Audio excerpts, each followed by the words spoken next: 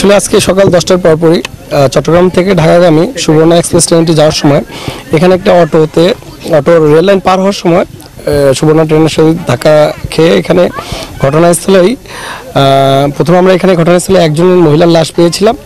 পরবর্তীতে বাক্সিমূল ইউনিয়নে আমরা সরজমিনে তদন্ত করে আরও 6টি লাশ পেয়েছি। সর্বমোট 7 জনের লাশ পেয়েছি। 7 জনের মধ্যে 4 জন মহিলা, 3 জন পুরুষ।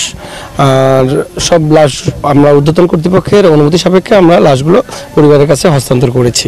দুর্ঘটনার কারণে আসলে এখানে একটা রেল গেট নেই, হ্যাঁ, আর অটো ড্রাইভারও আসলে খুব দ্রুত হয়তো যাচ্ছিল, এপাশ ওপাশ কোনো পাশে না থাকায় পার হয়েছে।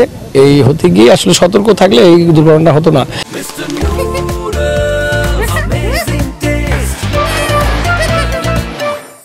এজন্য বারবার আমরা বলছি যে রেল লাইন পার হওয়ার সময় দুই পাশে তাকিয়ে তারপর রেল লাইন পার হন। হ্যাঁ, তো আসলে এই সতর্কতার কারণে, অভাবের কারণে সতর্কতা থাকলে আজকে এই এতগুলো প্রাণ ঝরতো না। আর ড্রাইভার নিজেও, শাহজাহান নামে ড্রাইভার, যে অটো ড্রাইভার, সেও মারা গিয়েছে। কি এখানে জনবলেরও সমস্যা। আসলে রেল কর্তৃপক্ষ বিভিন্ন পদক্ষেপ হাতে নিয়েছে, খুব শীঘ্রই হয়তো এগুলোতে গেট দিয়ে দিবে।